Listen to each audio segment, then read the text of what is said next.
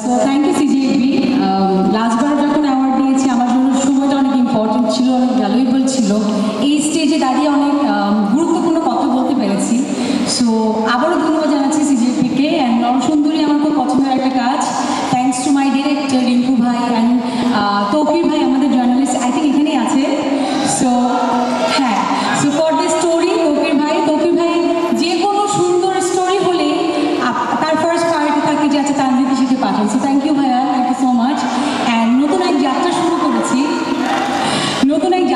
করেছি। সবার একটাই কমপ্লেন, কেন আমার মুখ থেকে অ্যানাউন্সমেন্ট নাই।